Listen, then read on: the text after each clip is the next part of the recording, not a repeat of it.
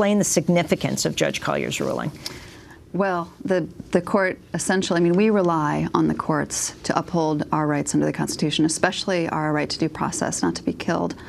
And essentially, she did give the executive carte blanche to kill anyone it deems to be a terrorist suspect far from any battlefield, with no due process, even if they don't pose an imminent threat. So it's not only, you know, she said that we don't give the courts carte, but she doesn't give the executive carte blanche. But in fact, she decided, she refused to allow a claim in the area of national security, even for a violation of the Constitution, even for a killing of an American citizen. With this ruling, are there any more legal challenges to pursue in order to obtain the right to due process? Well, I mean, this is, you know, the courts have abdicated their roles with torture, they've abdicated their roles with indefinite detention. Here we thought, you know, finally the courts would uphold the Constitution with the killing of American citizens. The victims' families have been through an extraordinary amount. They have suffered an unimaginable loss, having their sons and their grandson. Abdulrahman al-Awlaki was 16 years old, born in Denver. 16 years old, born in Denver. You know, gruesomely killed by their own government. The families have undergone the pain of having their names maligned publicly, and having, you know, the injustice of having the court slam the door in their face. Who did you sue? We sued Panetta, Petraeus.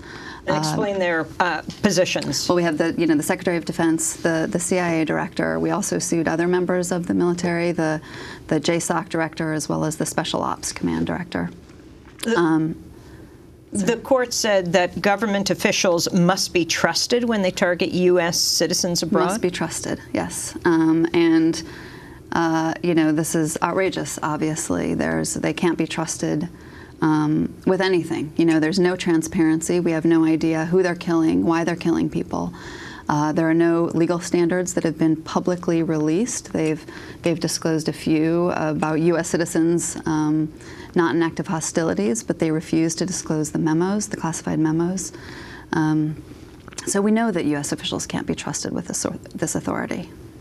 Where does this go from here? What are the implications of this for other cases? And are government officials like these and higher up being sued in other cases? There are no suits that I know of for accountability like this. There are suits for transparency, to get information about what the government is doing. But of course, that's the first step, I think, in accountability. But no other cases for accountability that I know of. I think it's up to, you know, I think it's not only up to the victims of these strikes to demand investigations and accountability and redress, but it's also up to all of us to demand that as well, not necessarily just in the courts, but in the streets.